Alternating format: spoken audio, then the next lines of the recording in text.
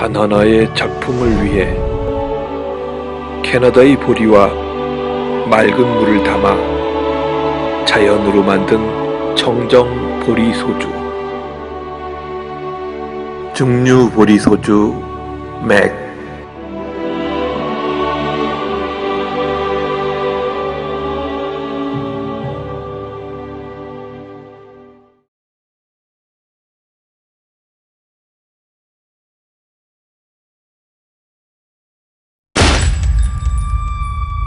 I think I made it clear. That was my last job. And you fucked it up.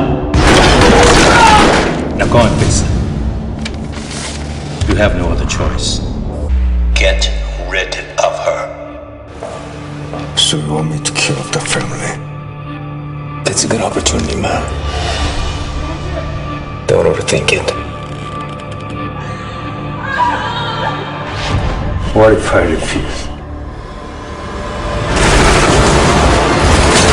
경찰은 당신 못 지켜. 살고 싶으면 빨리 병실에서 나와. 당신 누구야?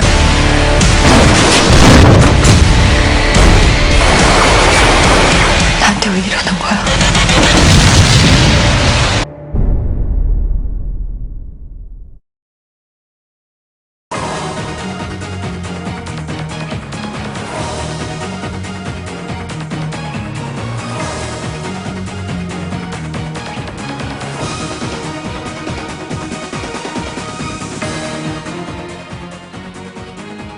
시청자 여러분 안녕하십니까? JTBC 보도국 정치부장 최상현입니다. 어제 청와대 개편에 이어 오늘 개각이 단행됐습니다. 새 장관 후보자들 어떤 인물이고 의미는 무엇인지 알아봅니다. 문창극 총리 후보자가 청문회 돌파 의지를 보였습니다. 야당은 청문회까지 갈 필요도 없다. 가더라도 부결시키겠다. 뭐 이런 입장인데요. 험로가 예고된 청문회 전망해봅니다.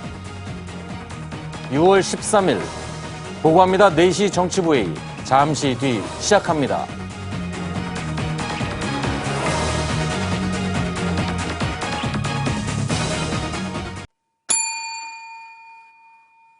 (4시) 정치부회의 시작하겠습니다. 오늘 오전에 청와대에서 개각을 발표했습니다. 먼저 이 얘기 먼저 해보겠습니다. 청와대 40초 발제 시작하십시다. 네, 청와대 발제 시작하겠습니다. 첫 발제, 드디어 발표된 개각 소식입니다. 세월호 참사를 수습해야 할 박근혜 정부 2기 내각 명단이 발표됐습니다. 관피와 척결을 위해서인지 관료 출신들이 대폭 줄고 교수와 정치인 출신 장관이 늘었습니다. 면면 분석해드리겠습니다. 다음은 경제대통령은 친박 최경환, 이렇게 제목 정했습니다. 친박계 3선 최경환 의원이 경제부총리에 중용됐습니다. 친박이 경제사령탑까지, 친박이 대세는 대세인가 봅니다. 마지막은 대통령 직속 지역발전이 소식인데요. 조만간 교육감 선거를 폐지하고 시도교육감을 임명직으로 돌리는 방안을 공식 심의할 예정이라고 합니다. 6.4 선거에서 보수교육감이 줄줄이 승리했어도 이런 방안을 내놨을까요? 자, 오늘 뉴스라면 뭐니 해도 개각 뉴스가 될 것 같은데 좀 집중적으로 한번 따져 분석해 봅시다. 예, 오늘 개각은요, 오전 11시에 민경욱 청와대 대변인의 입을 통해서 이렇게 발표가 됐습니다. 장관 17명 중에요, 7명을 바꾸는 개각이었으니까 뭐 이렇게 대폭까지는 아니고 중폭 정도의 개각이었다, 이렇게 평가를 할 수 있겠네요. 자, 그럼 이제 내각 입성을 앞둔 국무위원 후보자들 몇몇 한번 보실까요? 이렇게 7명인데요. 이 중에서 가장 눈에 띄는 후보자 단연 최경환 경제부총리입니다. 후보자입니다. 행정고시에 붙어서 공무원 생활을 하긴 했습니다만 길게 하진 않았고요. 대신 한나라당 이회창 대선 후보 특보로 정치권에 온 다음에 최근 10여 년 동안은 친박근혜계 핵심으로 활동하면서 삼선 의원이 됐고요. 또 친박근혜계 몫으로 지난 정부에선 지식경제부 장관도 지냈습니다. 이렇게 힘이 센 대통령과 가까운 장관이 경제사령탑 맡았으니까요. 내각 내에서 앞으로 목소리 클 것으로 예상이 됩니다. 다음으로는요. 대통령이 지난번 대국민담화에서 약속한 관피아 해체 주도할 행정자치부 장관 후보자 보시겠습니다. 바로 서울대 법대 정종섭 교수가 지명이 됐네요. 정 후보자는요, 박근혜 대통령이 비상대책위원장으로 앞장서서 치렀던 지난 2012년 총선 때 새누리당 공천심사위원회 부위원장을 지냈습니다. 인연이 없다고 할 수 없겠죠. 그리고 또 현 정부 출범 이후에는요, 검찰개혁심의위원장 맡아서 대검 중수부 없애는 일을 이끌기도 했습니다. 자, 이번에는요, 화제의 후보자들 한번 보실까요? 김희정 여성가족부 장관 후보자인데요. 이미 재선 의원인데 43, 많지 않은 나이에 벌써 장관 후보자로 오르게 됐습니다. 다음은요, 문화체육관광부 정성근 장관 후보자인데요. TV에서 많이 보신 얼굴이죠? 바로 SBS 앵커 출신 맞습니다. 자, 그러면 문창근 총리 후보자 지명이랑 오늘까지 나온 개각 명단에 따라서 달라지게 된 내각의 구성 좀 분석해 보겠습니다. 우선 출신 지역인데요. 이렇게 보시다시피 충청 지역이 좀 늘고 전남, 호남 지역이 한 명 정도 사라진 뭐 이런 크지 않은 변화들 속에서 눈길을 끄는 건요. 대통령의 고향인 경북은 예나 지금이나 4명의 장관을 배출하게 됐다라는 것. 그런 점이 눈에 띄네요. 다음은요. 좀 직군별로 분류해 보겠습니다. 가장 두드러지는 변화가요. 대다수를 이뤘던 관료와 국책연구기관 연구원 출신들이 대폭 줄었습니다. 각각 7명과 4명에서 이번에는 4명과 2명으로 줄었네요. 그러면 그 자리 누가 메꿨을까요? 바로 정치인, 관료, 교수, 그리고 언론인.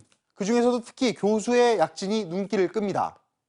그래서 오늘 청와대 기사 관료 대신 교수 택한 2기내가 킴 받을 수 있을까? 이런 제목으로 오늘 개각 내용에 대해서 분석해 보겠습니다. 자, 지금 관료와 국책연구기관 연구원 출신이 좀 줄어들었다 이렇게 말했는데 이런 것만 놓고 보면은 대통령이 지난번에 세월호 참사 이후에 관표 척결하겠다 이런 얘기 했잖아요. 그걸 좀 뭐 구현했다 그렇게 볼 수도 있는 건가요? 그렇죠. 인사라는 게 공무조직이든 아니면 정치권이든 일종의 시그널을 준 거라고 본다면 관료 조직이 아주 큰 시그널을 줬다 이렇게 평가할 수가 있겠고요. 기존에는 관료 출신의 장관이 7명이었습니다. 하지만 4명으로 줄었죠. 연구기관 출신도 4명이었는데 2명으로 줄었습니다. 그래서 관료 출신이 대체적으로 절반을 줄었는데 반면에 이제 정치인도 좀 입성을 했고요. 그래서 공무원 조직 전면적으로 좀 개혁하는 것 아니냐, 신호탄이 아니냐. 그래서 공무 조직이 많이 좀 위축되는 느낌이 벌써부터 들고 있습니다. 네, 맞습니다. 그래서 앞에서도 말씀드렸습니다만은 제일 많이 늘어나는 게 이제 교수인데 대표적으로 좀 보면 당장 대통령 최고 관심 분야죠. 그러니까 창조경제 이끄는 미래창조과학부 같은 경우에 이전에 연구원 출신 최문기 장관이 있었는데 그 후임으로 최양희 서울대 교수가 후보자로 지명이 됐고요.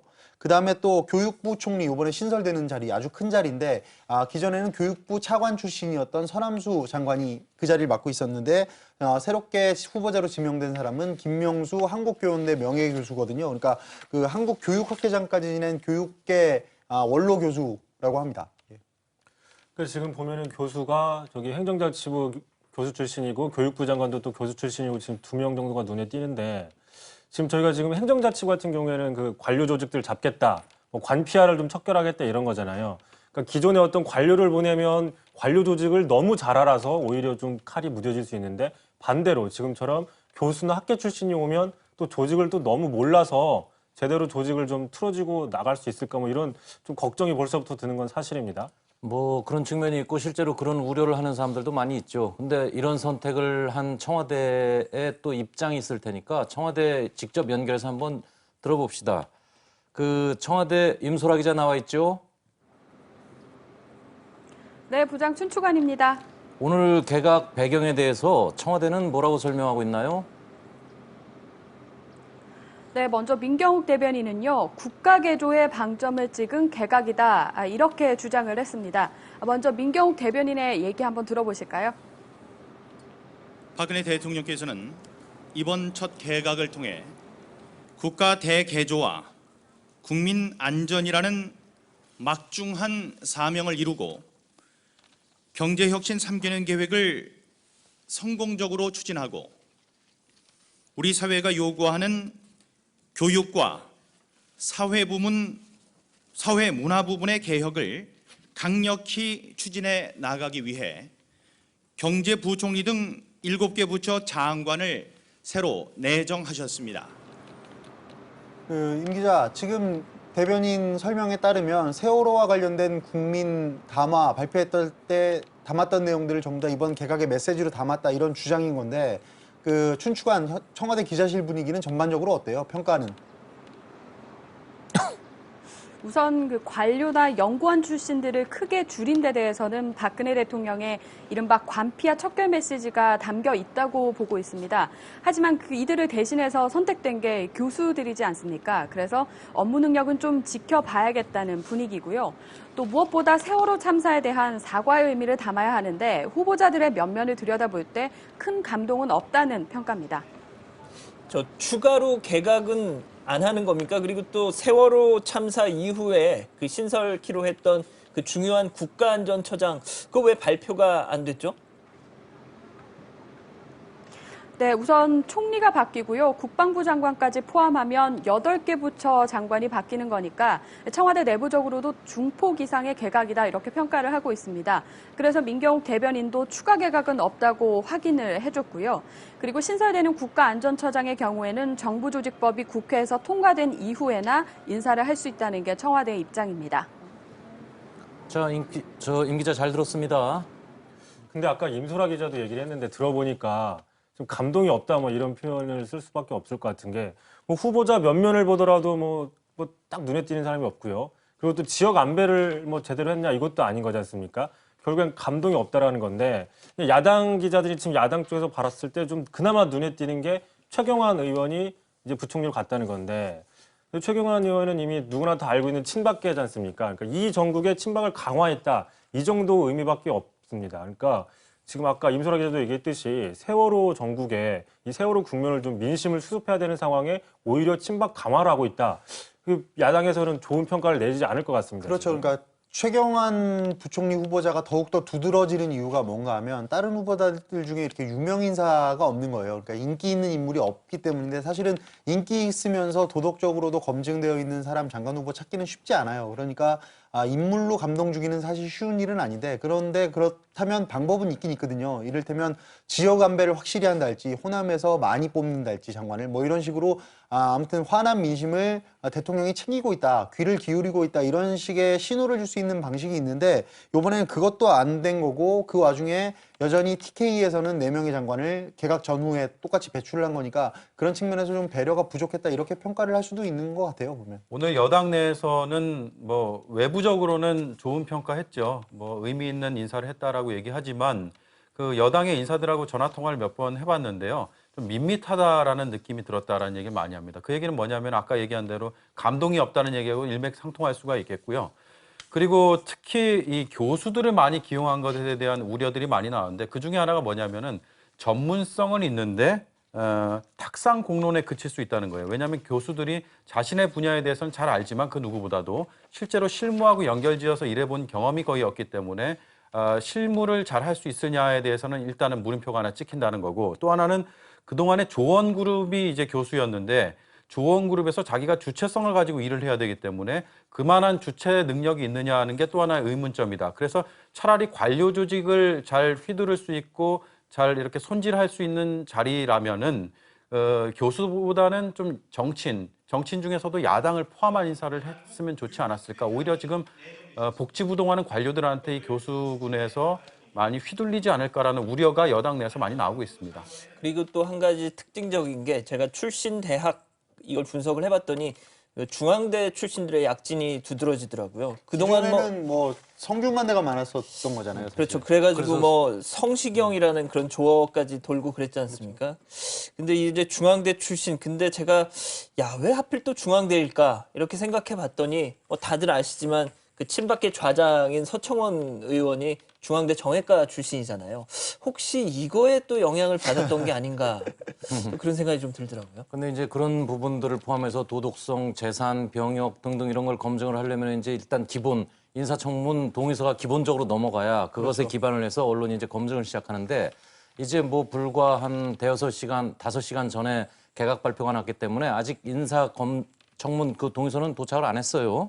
근데 어쨌든 뭐 박근혜 정부 출범 이후에 계속 뭐 인사만 하면은 계속 검증 얘기가 나오고 있기 때문에 검증은 뭐 제대로 됐는지 잘 모르겠군요. 근데 일단 뭐 그 자료들 있어야지 저희도 이제 취재할 비빌 두덕이 있으니까 좀 기다려보긴 봐야겠는데 그럼에도 불구하고 이제 프로필만 딱 봤을 때도 눈에 좀 띄는 인물이 이기건 고용노동부 장관 후보자예요. 근데 그 이기건 후보자가 청와대 고용노사 비서관 지냈고요. 고용노동부에서 차관 지낸 노동부 관료 출신인데 근데 마지막 직함이 한국기술교육대 총장인 거예요. 근데 한국교육기술대 총장이 대학이 어떤 데인지 보니까 노동부가 전액 출자해서 세운 대학이더라고요.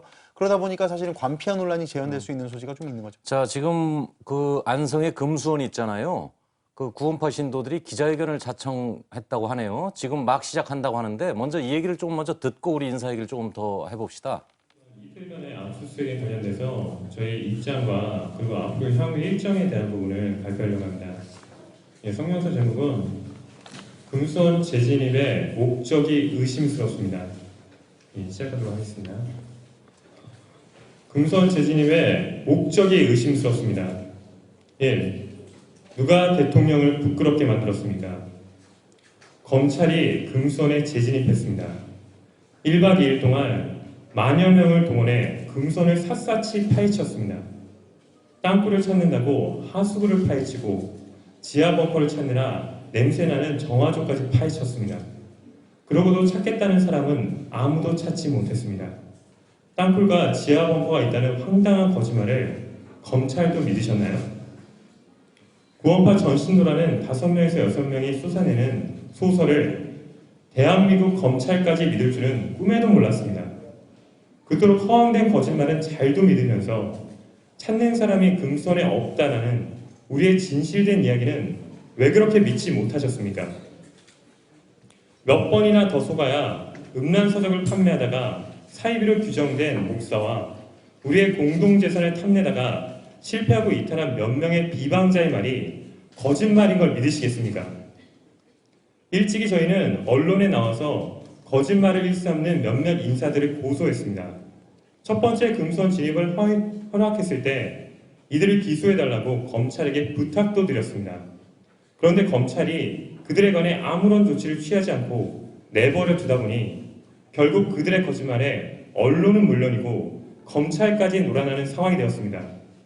부디 언론도 검찰도 진실의 눈을 뜨시고 거짓말을 일삼는 이들을 엄벌을 처해 주시기 바랍니다. 이대로 방치한다면 더더욱 큰 망신을 초래하게 될 겁니다. 자, 검찰이 뭐 금수원에 재진입했다는 거는 뭐 당연한 법 집행을 한 것 같은데 그걸 갖고 저렇게 반발하는 이유를 저는 개인적으로는 잘 무슨 이유인지 잘 모르겠네요. 어쨌든 이 얘기는 우리가 국회 발제 때 조금 뒤에 한 20-30분 후에 다시 하기로 하고 계속 청와대 개각 발표 얘기를 좀 이어갑시다. 예, 아까 그 청와대 고용노사 비서관 출신의 이기권 그 후보자 얘기를 했잖아요. 그 그러니까 안전행정부가 이번에 그 세월호 사태 이후에 후속 조치를 위해서 자료를 하나 냈습니다. 제가 지금 들고 있는데 이건데 이게 이제 대통령 대국민 담화 직후에 나온 후속 조치를 위한 법률 개정 추진해서 대대적으로 홍보를 했던 자료입니다. 여기 보면은 자 뭐라고 돼 있냐면요.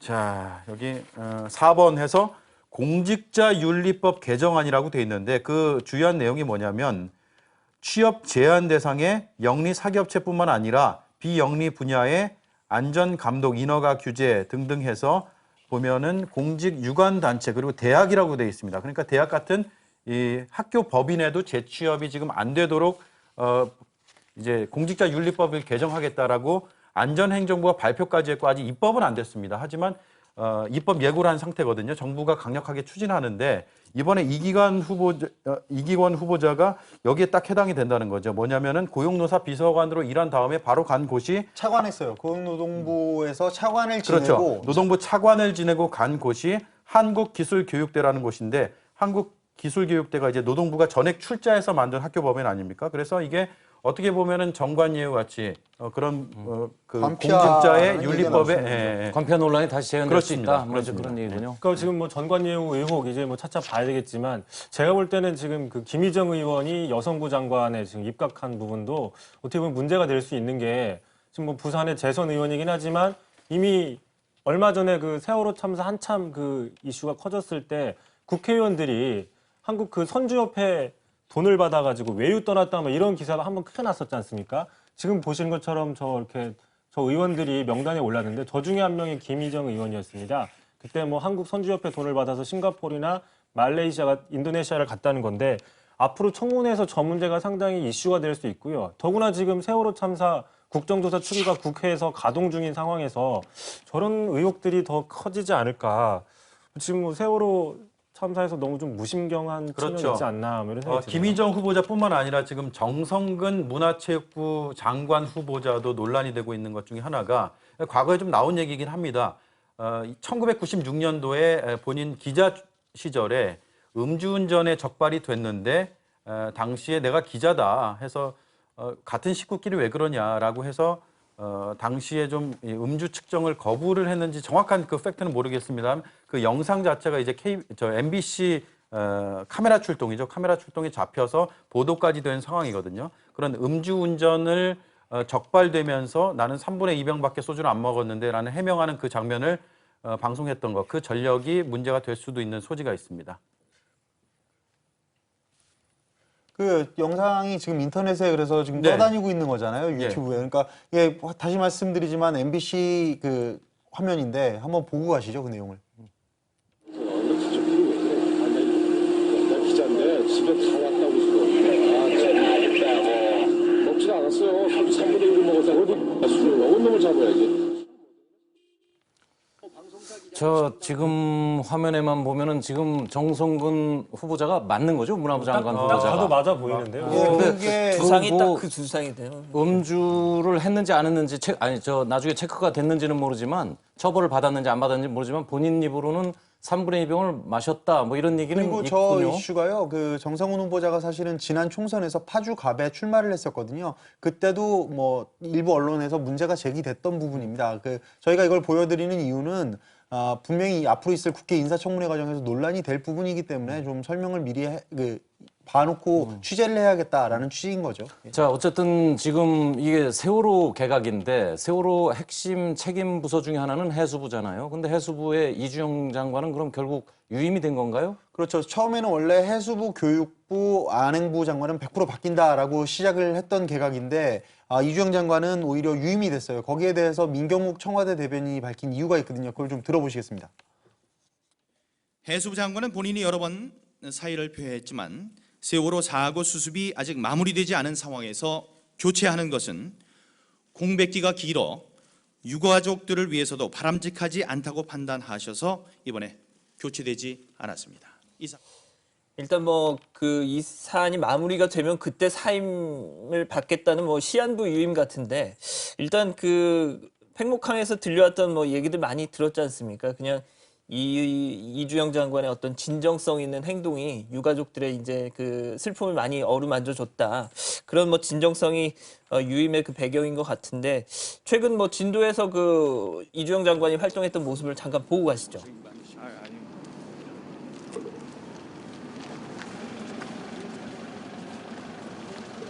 지금 보시면은 이주영 장관이 막 거의 수염이 덥수룩하게 50일 넘게 지금 진도에서 생활하면서 그 야전 침대 깔고 김밥 먹으면서 생활한다. 그래서 진정성은 인정할 수 있다. 이런 얘기들이 야권에서도 많이 나왔잖아요. 물론 책임을 져야지 되는 부분은 있는 건데요. 그러니까 해경을 담당하던 주무부처 장관이니까 아무튼 사태 수습 과정에서는 노력을 했다라는 평가는 야권 내에서도 있는 게 사실입니다. 저 가가호 화면에 보면 가가호 방문하고 있군요. 저런 면들이 아마 좀 평가를 받은 것 같네요. 자, 일단 청와대 기사 오늘 정리하도록 합시다. 장관 7명 교체, 중폭 개각 이런 제목으로 오늘 개각 소식 여러 꼭지로 나눠서 꼼꼼하게 한번 단어 분석해 봅시다. 자, 다음은 국회 40초 발제 들어보겠습니다. 예, 국회 40초 발제입니다. 국회 하반기 원구성이 감감무소식입니다. 끊임없는 여야의 이견 때문입니다. 임기 단절 없이 국회의장단 뽑았을 때만 해도 이게 웬일인가 했는데 역시 기대를 저버리지 않는군요. 국회 세월호 국정조사 특위가 진실 공방을 벌이고 있습니다. 기관 보고 일정을 놓고 유가족이 서로 자기 편을 들고 있다 뭐 이런 건데요. 여야 정쟁에 휘말리고 싶지 않은 유가족들은 아예 입을 닫아버렸습니다. 대검찰청이 유병헌 검거를 위한 마지막 카드를 꺼내 들었습니다. 신체 비밀을 공개한 건데요. 유병헌 씨의 손가락 중지가 휘어졌으니까 이제 적극 제보해 달라는 겁니다. 네, 뭐 퍽이나 중요한 사실 알려주셨군요. 자, 일단 집중 발제하기 전에 이 얘기 먼저 한마디 합시다. 오늘부터 월드컵 시작했잖아요. 이제 한동안 나라가 전체 뭐 축구 열기로 뒤덮일 텐데 그렇다고 그래서 우리가 세월호 문제에 대해서 관심을 접을 수는 없잖아요. 우리가 모두 다짐했잖아요. 잊지 말자고. 특히 지금 이제 세월호 국정조사 특위가 진행 중인데 뭐 별다른 진도가 나가질 않고 있고 우리가 이제 계속 감시를 게을리하지 말자는 차원에서 매일같이 세월호 국조특위 얘기를 좀 해보도록 합시다. 세월호 국조특위 오늘 간사들이 협의했죠. 그 얘기 먼저 좀 해볼까요? 네, 저도 며칠째 똑같은 얘기만 반복하고 있습니다. 여당은 뭐 월드컵 기간 동안에라도 청와대 등의 각 기관 보고를 빨리 받자. 야당은 무슨 소리냐 안 된다. 이건데요. 자, 이렇게 여야가 줄다리기만 하자 참다 못한 유가족들이 어제 국회를 찾은 겁니다. 급기야 중재안까지 직접 내놨는데요. 그런 스스로의 처지를 이렇게 안타까워하십니다. 이게 마치 국민들이 볼 때 우리 유가족들이 와가지고 무슨 중재를 하고 협상을 절충안을 내밀어서 이걸 합의를 하게 만들고 하는 모양새 자체가 나는 참 이해가 안 간다. 이거죠. 네, 자, 유가족들이 이 정도로 했으면 여야는 어떤 성과로, 결과로 화답을 해줘야 합니다. 그런데 유가족들이 내놓은 똑같은 절충안을 전해 듣고도 서로 다른 얘기를 합니다. 먼저 국조특위 야당 간사 김현미 의원은 유가족들이 국정조사 7월 4일부터 시작하라고 했다.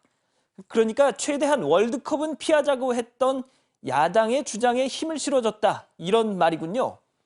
자, 그런데 심재철 국조특위 위원장은 전혀 다른 얘기를 합니다. 유가족들이 제시한 날짜는 6월 30일부터라는 겁니다. 가족들이 저하고 얘기한 다음에 저하고는 전혀 얘기한 적도 없는 사실을 김현미 간사가 4일이라고 말했는데 그렇다면 둘 중 하나입니다. 김현미 간사가 없는 말을 지어낸 것인지 가족들이 하지 않은 말을 자기들이 지어낸 것인지 둘 중 하나입니다. 이젠 진실 공방까지 벌이는군요. 자, 일단 다음 주 화요일 17일 전체 회의를 여는 데까지는 합의를 했는데 여전히 나머지 일정은 미정인 상태입니다. 만약 계속 파행으로 가면 자, 김보성 씨 모습 보이시죠? 더 이상 참지 않으리. 자, 유가족도 국민들도 더 이상 참지 않을 겁니다. 자, 아무튼 오늘 기사 제목 공전도 모자라 진실 게임으로 흐르는 세월호 국조특위 이렇게 뽑아봤습니다. 자, 국조특위 얘기는 뭐 여당 입장이 다르고 야당 입장이 다르고 뭐 복잡하니까 조금 뒤에 하기로 하고 먼저 유병헌 수사 속보부터 들어봅시다. 그 수사본부인 인천지검 한번 연결해 볼게요. 한영익 기자. 네, 인천지검입니다. 유병헌 도피를 지휘했던 사람으로 알려졌죠. 신엄마라고. 조금 전에 뭐 자수 의사를 밝히고 검찰에 출석했다고 하는데 자세한 내용 좀 전해주겠어요? 네, 그렇습니다.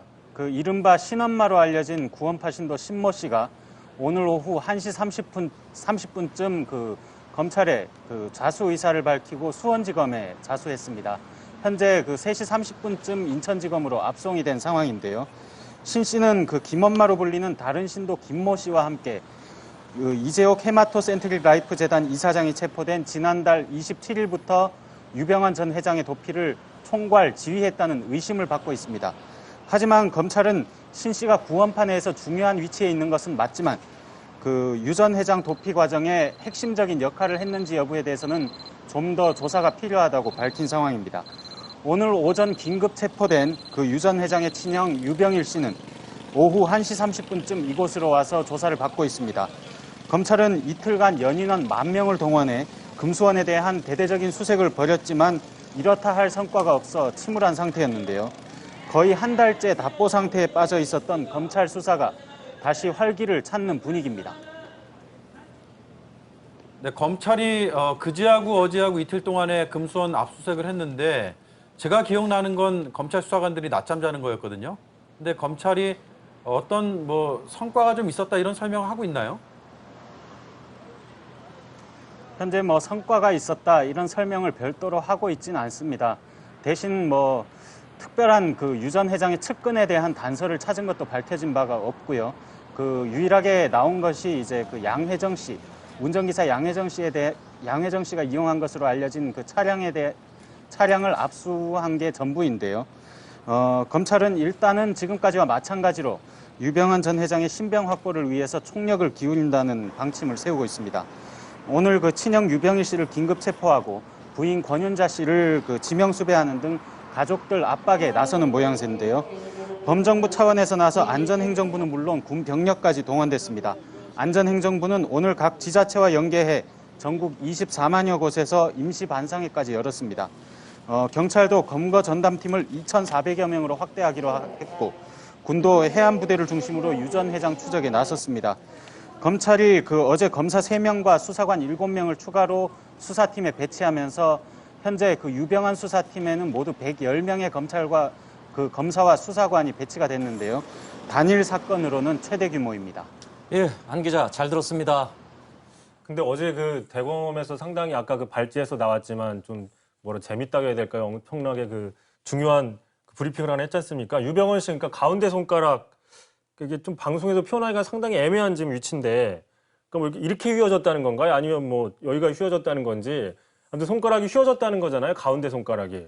그러니까 이런 거를 이야기를 하는 게 그러니까 이제 어떤 의미를 가지고 이런 얘기까지 하는 건지는 참 모르겠습니다. 그게 1991년에 안양교도소에 있을 때 신체 기록 남아 있었던 걸 뒤늦게 발견했다 이런 거죠. 그러니까 그게. 근데 그렇다 해도 그게 갑자기 무슨 소리예요? 그 손가락이 휘어져 있으면 뭘 어쩌라는 얘기죠?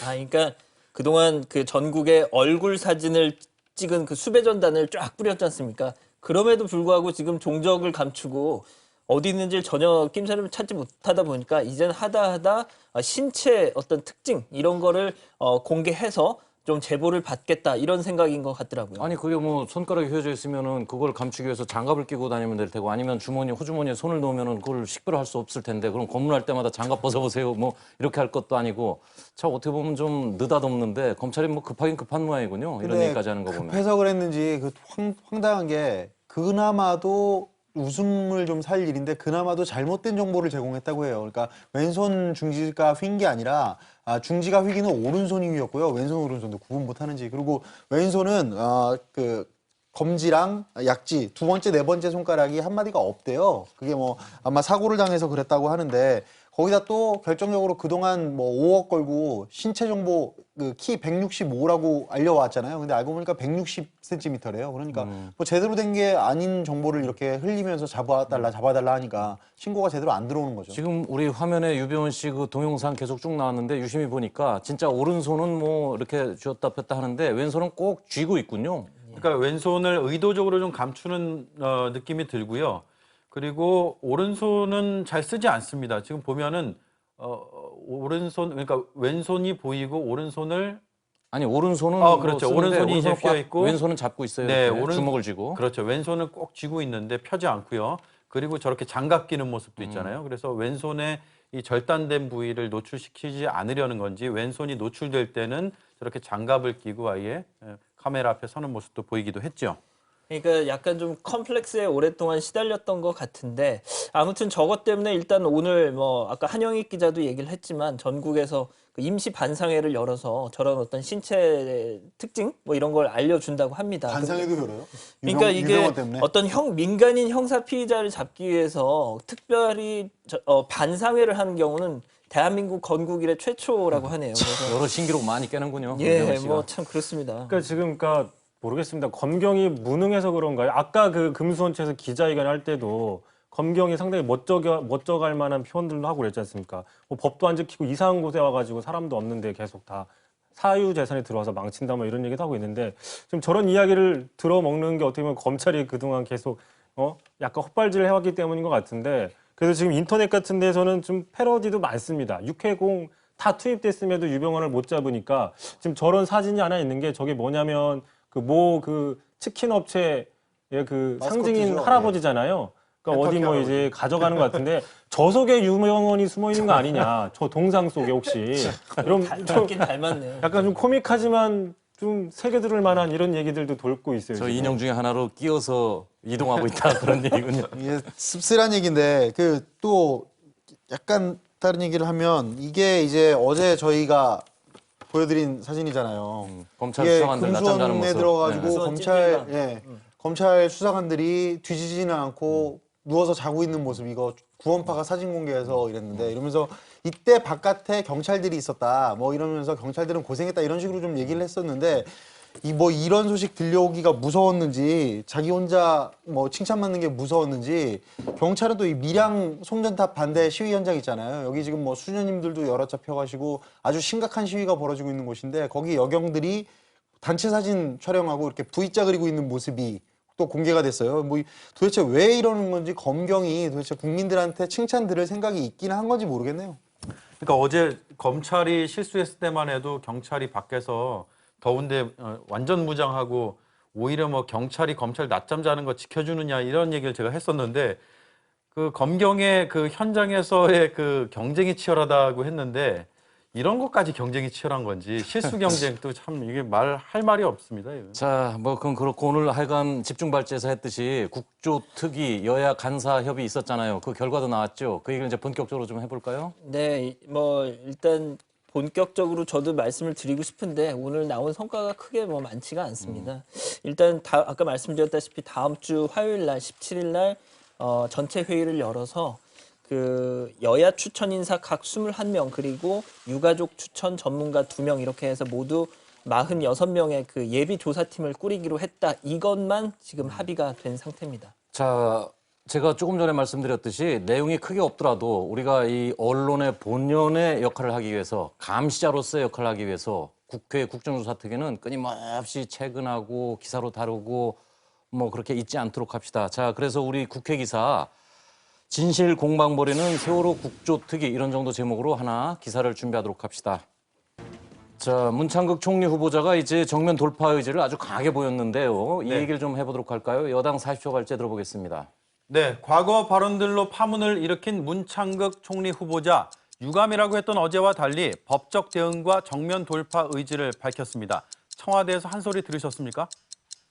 새누리당도 문창극 후보자에 대한 엄호에 들어갔습니다. 오늘 지도부 회의가 좀 특이했는데 의원들과 기자들 보라고 문제 교회 강연을 통째로 상영까지 했다고 합니다.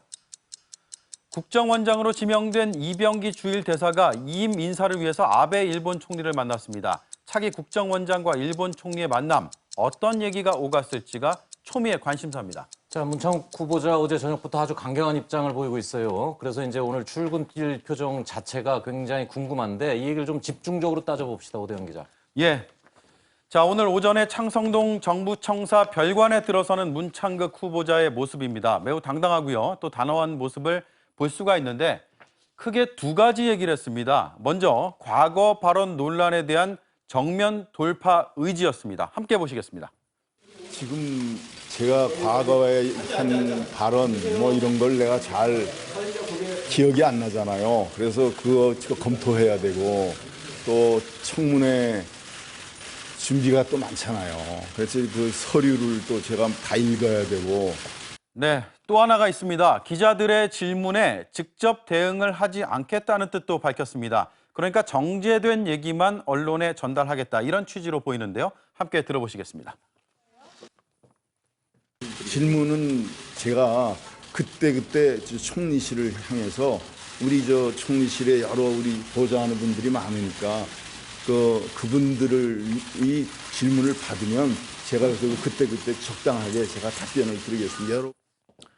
네, 문 후보자는 과거 발언이 논란이 되자 어제 출근길에서는요. 자, 뭐라 그랬죠? 사과는 무슨 사과냐라고 했는데 이때 시간이 오전 7시 30분이었습니다. 그 뒤에 오전 11시에 오해 소지가 생긴 것은 유감이라면서 톤이 조금 낮춰졌죠. 하지만 저녁 7시 30분에는 악의적인 왜곡된 편집이라면서 법적 대응을 하겠다고 강한 톤으로 얘기를 했습니다. 자, 불과 8시간 사이에 여권 내에서 과연 무슨 일이 있었던 걸까요? 그리고 오늘 오전 새누리당에서는 1시간이 넘는 당시의 강연 영상을 아침 회의에 기자들 앞에서 통째로 틀어서 상영까지 했다고 합니다. 문 후보자 본인도 사진이 필요하면 나는 나가는 시간을 말해줄 수는 있다라는 얘기를 했고요. 또 총리실 분들이 질문을 받으면 답변을 드리겠다라고 해서 기자들하고 일일이 이렇게 대응을 안 하겠다는 의미의 발언까지 했는데 기자들이 사진 때문에 총리 공간 앞에서 기다린 건 아닌데 말이죠. 그래서 오늘 제 기사는 정면 돌파 택한 문창극 후보자 이렇게 다뤄봤으면 좋겠습니다. 지금 여당 집중 발제를 종합적으로 다시 정리해 보면은 여권 전체가 아마 이 정면 돌파 쪽으로 좀 방향을 정한 듯한 그런 뉘앙스인데 지금 뭐 여당에서 아예 문창국 후보자 그 강연 동영상을 통째로 틀었다. 이것도 참 대단히 이례적인 일이에요. 그러니까 국회 출입 많이 다들 해보셨지만 국회에서 영상 트는 경우가 별로 없고 국정감사 때나 아니면 그렇죠. 상임위원회에서 어떤 뭐 증언이나 증언 자료를 통해서 이제 보기 위해서 하는 경우는 있지만 아주 짧게 보죠. 발췌해서. 근데 이번에는 1시간 넘는 동영상을 새누리당 아침 지도부 회의하는데 통째로 틀어버렸습니다. 그래서 그때 분위기가 좀 애매했다고 하는데 일단 현장의 상황을 화면으로 준비했습니다.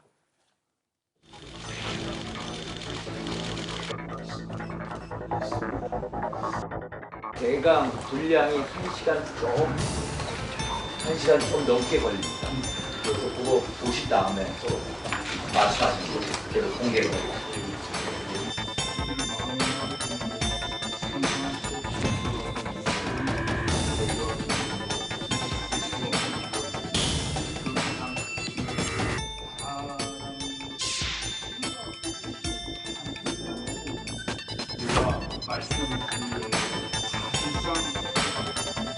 대한민국 총리의 역할을 앞으로 더 우리가 검증을 하고 또 생각을 들어볼 필요가 있다고 생각합니다.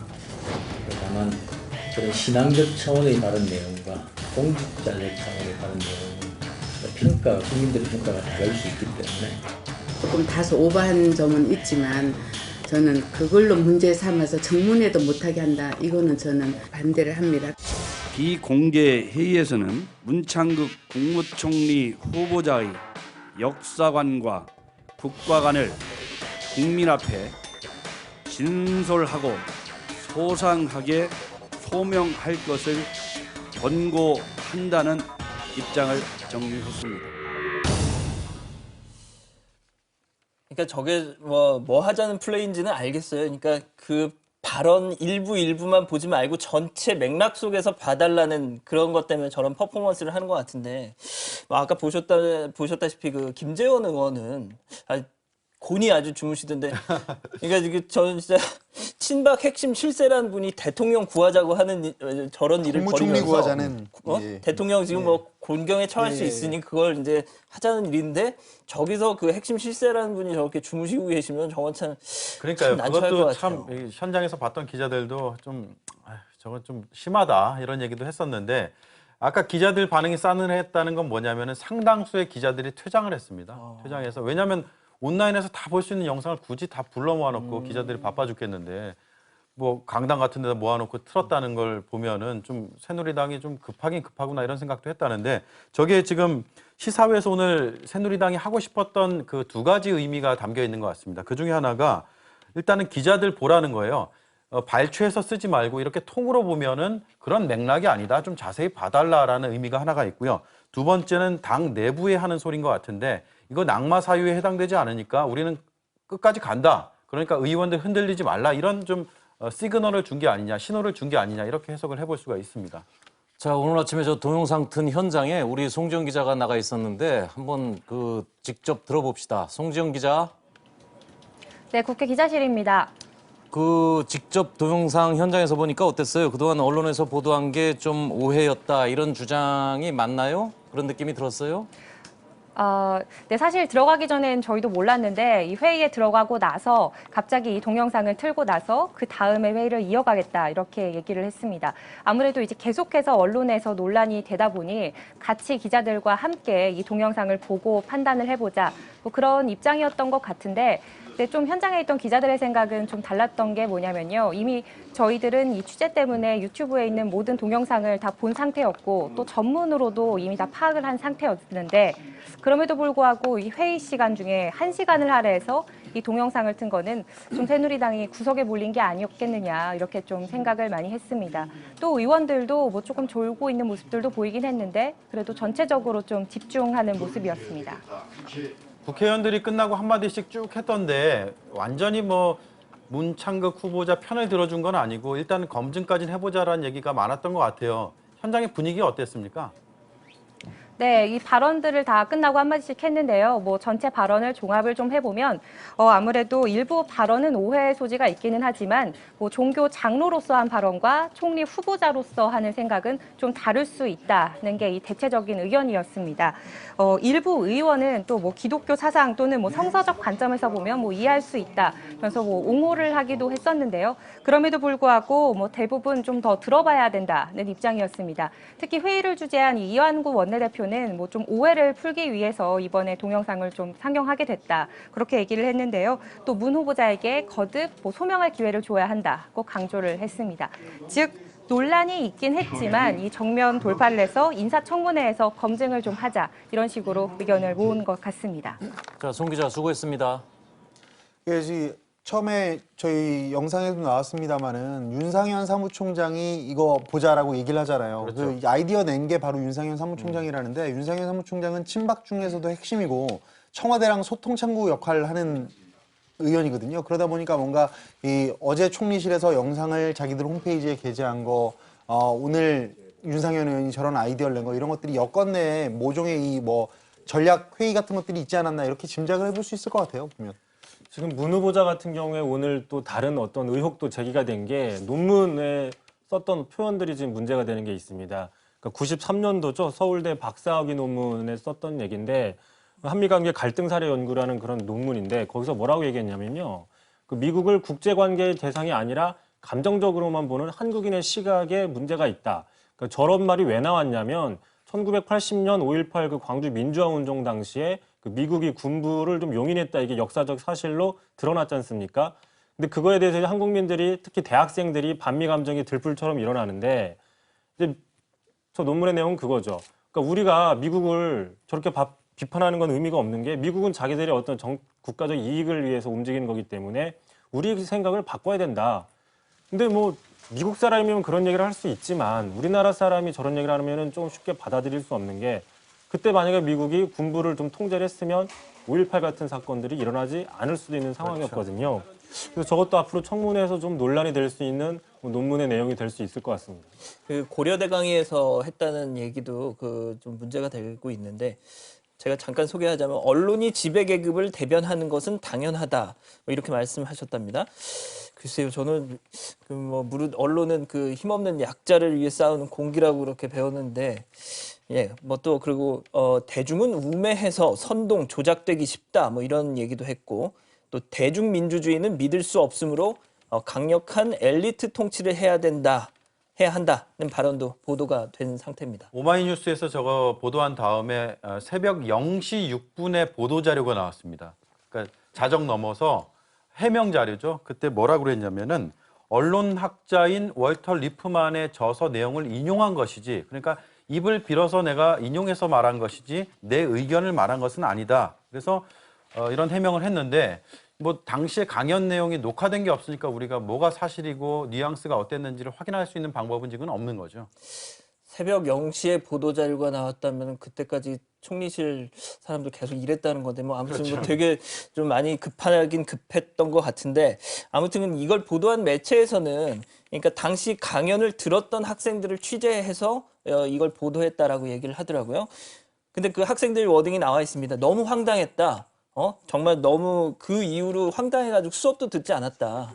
그리고 수업 중에 너무 극보수적인 말을 많이 해서 당황스러웠다. 듣기 싫었다. 뭐 이런 얘기를 합니다. 뭐 학생들의 증언이 얼마나 신빙성이 있는지는 조금 모르겠지만 뭐 아무튼 예, 학생들의 그 기억이 얼마나 정확한지가 이 의혹에 대해서는 그렇죠. 최대 그래서 관건인 우리가 것 같아요. 이 부분에 대해서 좀 더 심도 있게 다루려면은 당시에 수강생들을 좀 더 폭넓게 접촉해야 될 필요가 있을 것 같아요. 근데 이번 과정에서 저는 여당에서의 이중잣대를 한번 문제 삼고 싶은 게 지난 그 2012년 총선 공천 때 2명을 공천을 줬다가 뺏은 적이 있습니다. 박탈시킨 적이 있는데 그중에 한 후보자가 어떤 얘기를 했냐면은 4.3을 공산주의의 폭동으로 비유를 했어요. 그래서 이 발언이 나가고 그것에 대한 보도가 나가자마자 바로 후보직이 박탈이 됐습니다. 그리고 또 한 후보는 독립군을 소규모 테러 단체의 수준이다. 이렇게 또 비하하는 발언을 해서 이마저도 곧바로 공천이 취소가 됐죠. 근데 당시에는 이렇게 취소해놓고 이번에는 여권에서 전체적으로 감싸고 있으니까 이중잣대 아니냐 이렇게 논란의 소지가 있죠. 근데 그게 당시에 그 강남 갑하고 강남 의뢰 공교롭게도 둘 다 강남 갑을 후보였는데 그때 그 비대위 체계로 강력하게 개혁 공천을 하던 시절이었죠. 그래가지고 문제가 되자 곧바로 공천을 취소했습니다. 둘 다. 그때 그 비대위원장이 바로 지금 박근혜 대통령이고요. 그때 그 공천위원장이 지금 정홍원 총리입니다.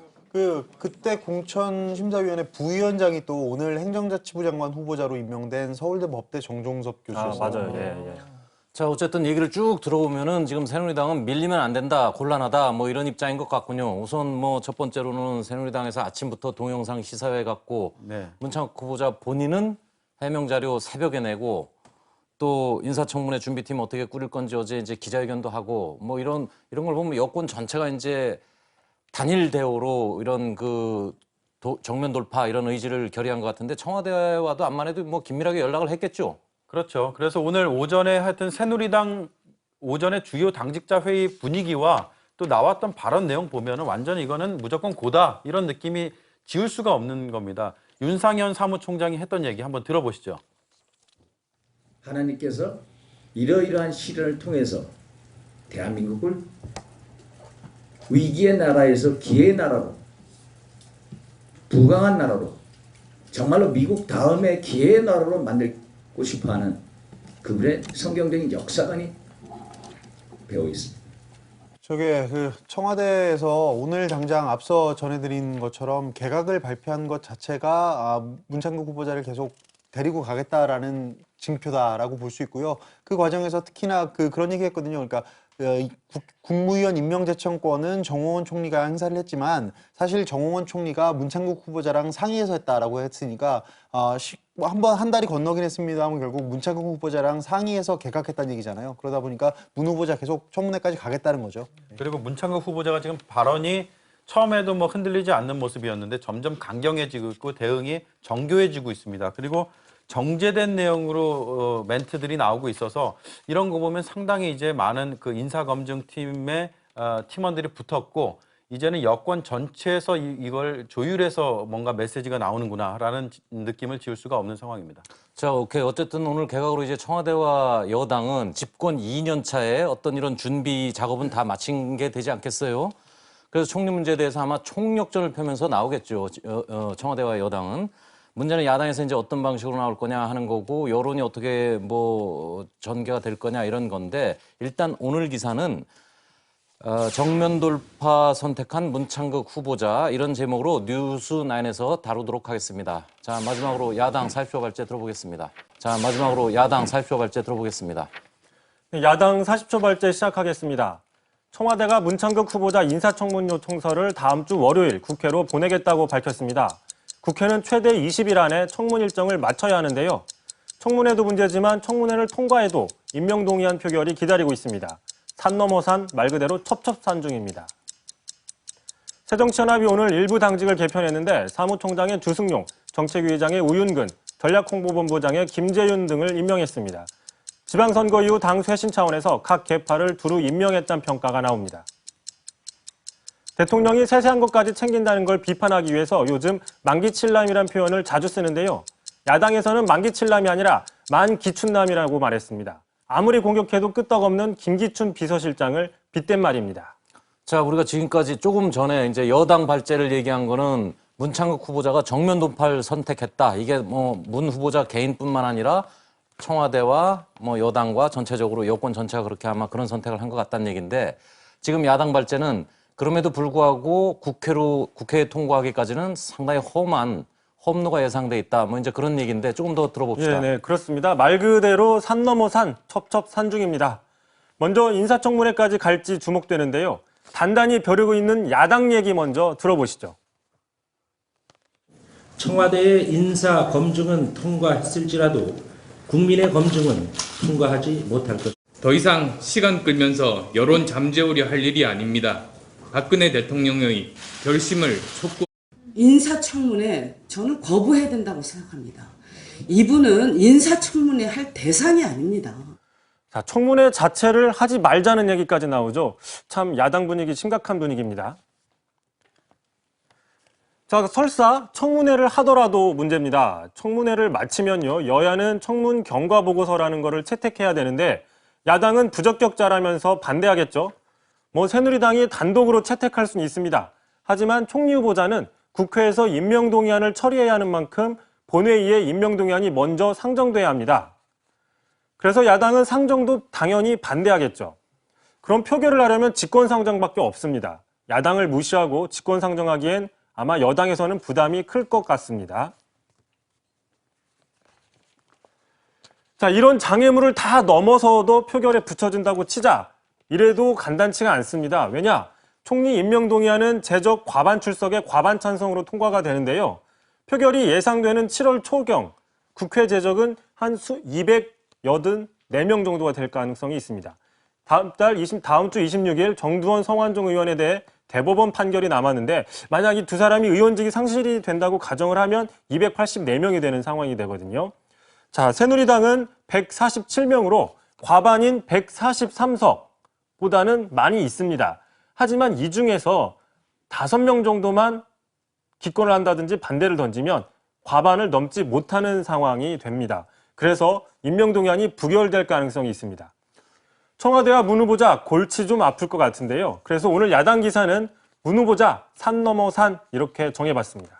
자, 그런데 이 반장 지금 마지막 말한 표대결은 실제적으로는 좀 이론적인 얘기잖아요. 국회 제적 의원 전원이 실제로 표결에 나서고 표 계산을 하고 하는 경우는 사실상 거의 없는 얘기 아닌가요? 예, 그렇긴 한데 뭐 보통 이제 야당은 그 머릿수에서 뒤지기 때문에 저런 표결까지 올라가는 걸 아예 막거나 또 표결이 되면 대부분 불참을 하거나 뭐 보통 그럽니다.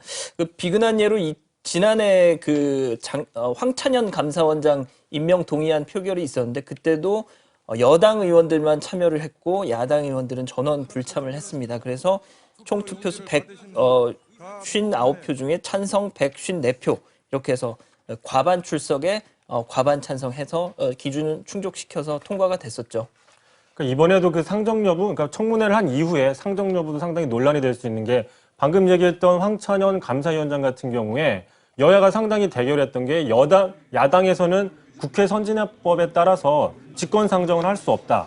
그때 직권상정을 했었거든요, 여당이. 야당은 직권상정을 할 수 없다. 직권상정이라는 거는 천재지변이나 전쟁 같은 경우만 할 수 있게 돼 있거든요, 법에. 그런데 무슨 소리냐, 여당에서는 인사청문회법에 따르면 얼마든지 할 수 있다. 인사청문회법에 따르면 그 청문보고서를 채택하면 곧바로 본회의에 부의할 수 있다 이렇게 써 있거든요. 그래서 그 법을 선진화법을 적용할 건지 인사청문회법을 적용할 건지를 놓고 싸우다 결국 직권상정이 돼서 이번에도 아마 이런 논란도 또 생길 것 같습니다. 이게 그 인사청문회를 통과하려면 그러니까 인사청문 보고서 채택이 되려면은 제적의원 과반수가 참석을 해서 그중에서 과반이 찬성을 해야 되는데 그렇게 지금 될 수 없는 상황도 가정을 한번 해보겠습니다. 현재 제적의원이 286명인데 2명이 성완종 의원과 그리고 정두원 의원이 다음 주에 이제 대법원 선고를 앞두고 있습니다. 만약에 의원직을 상실하게 되면은 284명이 제적의원이 되고요. 그렇죠. 그 중에서 절반을 따지면은 142명이기 때문에 143명이 있어야 과반이 됩니다. 근데 문제는 현재 그 새누리당 의원의 제적수가 147명이어서 과반이 넘는다는 거죠. 근데 어제 새누리당 내에서 초선 의원 6명이 사퇴하라면서 반대 기자회견을 열었어요. 그래서 6명이 지금 반대하고 있는 상황이거든요. 이 공개적인 발언을 한 6명만 제외시키면은 새누리당의 실질적인 제적수가 141석으로 줄어들게 되는 겁니다. 그래서 과반에 미치지 못하기 때문에 과반 출석에 과반 찬성표라는 그 표결 자체가 성립이 안 되는 겁니다. 그 아까 말씀하신 6명 새누리당 의원 6명 중에 그 성명을 주도했던 김상민 의원, 네. 그분은 지금 전대 출마 전당대회 선언하셨죠. 출마죠. 네. 아무래도 그런 좀 뭐 전략적인 포석이 좀 있는 것 같고 아무튼 새정치연합에서는 어제 그 성명을 냈던 6분에 대해서 아주 뭐 경의를 표한다. 당대표까지 나서서 뭐 칭찬 일색이더라고요. 근데 그게 이제 저 6명들은 초선 의원들이니까 아마 당 지도부가 집중적으로 설득에 들어가면 어떻게 될지 모른다 이런 전망도 있는데 사실은 중진으로서 쓴소리 많이 하는 이재호 의원 같은 그렇죠. 경우 뭐 5-6명 정도는 모일 수 있는 거 아니겠어요? 거기다가 이미 김성태 의원이나 정문원 의원 같이 비주류에서 번져서 반대 목소리 나온 사람들이 있기 때문에 그렇죠. 저 의원들에다가 더 붙으면 뭐 지도부로서는 굉장히 조심해야지 되는 상황도 올 수 있는 걸로 보이네요. 그러니까. 자, 일단 표결에 붙이면은 야당이 반대를 하든지 그렇지 않든지 어쨌든 뭐 결코 쉽지는 않다 뭐 이런 얘기인데 여기서 야당의 원내 전략 좀 한번 직접 들어봅시다. 윤해 원내 대변인 연결돼 있죠? 네, 안녕하세요. 예, 안녕하십니까. 청와대와 여당은 일단 청문회 가서 소명하자는 거고 그런데 네. 야당 입장은 청문회까지 갈 필요도 없다. 뭐 그런데 그런 입장이 확실한가요? 어떤가요? 너무 이 상황 인식이 다른 것 같고 국민의 이 정서나 공분을 전혀 이해 못하는 청와대와 새누리당의 이 판단에 대해서 매우 유감입니다. 저희는 16일에 이제 총리 임명 동의안을 국회에 제출하겠다고 하는데요. 거기까지 가기 전에 문 후보자가 자진 사퇴하거나 청와대에서 지명을 철회하거나 하는 것이 최선의 지금 방법이라고 생각하고 있습니다. 의원님, 근데 어찌 해서 인사청문회까지 가게 된다면 네. 인사청문회 이번 위원장을 야당에서 맡을 차례인데 네. 무조건 낙마를 시키겠다고 트위터를 올렸던 박지원 의원이 위원장을 한다는 얘기가 돌던데요. 저희가 인사청문 신청을 이제 청문위원으로 참여할 의원들 신청을 받았는데요. 받은 절차를 진행한 것은 이렇게 문 후보자가 이러한 심각한 문제가 있다고 드러나기 전에부터 이제 신청을 받기 시작했던 거고요. 박지원 전 대표께서도 인사청문위원으로 신청을 하셨고 선수로 따지면 위원장을 맡을 가능성이 매우 높아 보입니다. 하지만 저희가 지금 인사청문 특위위원이나 지금 좀 전에 본회의장에서의 표 계산 이게 우선이 아니고요. 그렇게 그냥 밀고 가겠다는 것은 지금 국민의 뜻에 반해서 정말 이렇게 국민들이 이렇게 친일 사관을 가지고 있는 총리를 어떻게 임명할 수 있냐고 공분하는 것에 대해서 계속 국민의 뜻을 반해서 밀고 가겠다는 태도이기 때문에 저희는 굉장히 큰 국민적 공분에 직면할 것이다. 오늘 오죽하면 성균관 점잖으신 유림에서도 성명서를 발표하셨던데요. 이렇게 일방통행식 독주를 계속한다는 것은 정말 용납하지 않을 거라고 생각합니다. 대변인님, 전체적으로는 야당 내에서도 주말 내에 무슨 결단이 있기를 바라는 분위기인데 그럼에도 불구하고 또 야당 한켠에서는 청문회까지 가는 것도 사실은 대국민 홍보를 위해서 나쁘지 않다. 재보궐 선거와도 좀 연관시켜서 생각해야 되는 거 아니냐 이런 목소리도 제가 들은 바가 있는데 어떻게 보십니까? 이런 의견에 대해서는. 저희가 사실 청문회 자체가 필요 없는 분이다. 자격도 없다. 청문회장에 오시는 것 자체가 국회나 국민을 모독하는 거다. 이런 여론이 굉장히 많은데 그럼에도 불구하고 인사청문회가 법적인 절차이기 때문에 저희가 무조건적으로 인사청문회를 거부한다. 이런 당론을 결정한 바는 없고요. 그래서 정말 불가피하게 청문회까지 가야 된다고 하면 실제로 지금 드러난 것보다 훨씬 더 많은 심각한 문제들이 제기될 수밖에 없는 것 아닌가. 그래서 저희는 그렇게 국민을 더 상처 주고 그렇게 경악스러운 사실들이 드러나기 전에 자진 사퇴하시는 것이 맞다. 지명 철회하셔라. 이렇게 요구하고 있는 것입니다. 자, 지금까지 여기까지 듣겠습니다. 윤해 대변인 감사합니다. 네, 고맙습니다. 야당은 이제 벼르고 있다 그런 얘기군요. 예, 방금 윤해 대변인 얘기했지만 자진 사퇴가 최고의 선택이다. 야당 입장에선. 하지만 자진 사퇴하지 않더라도 청문회까지는 가겠다. 지금 그런 식으로 얘기를 하는 거지 않습니까? 그러니까 결국에 야당은 청문회 이제 7월 초쯤으로 예상이 되는데 7월 초쯤에 청문회를 최대한 가장 하이라이트로 잡을 것 같고요. 또 청문회가 끝나더라도 계속 아까 얘기했듯이 본회의에 상정을 시켜주지 않고 보고서 채택을 해주지 않으면서 계속 질질 끌 것 같습니다.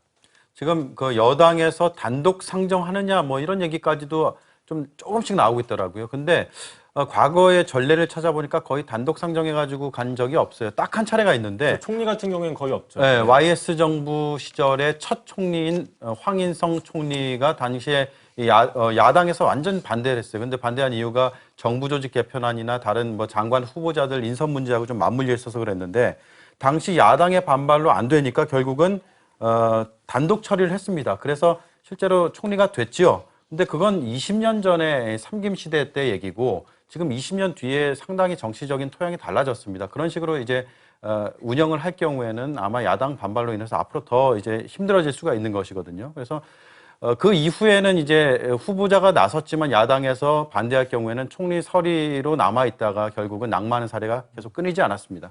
김대중 정부 초기에도 아주 총리 문제 때문에 정부 출범 때 고생을 했던 적이 있어요. 1997년도에 대통령 선거가 있었고 김대중 정부가 1998년도에 출범을 하잖아요.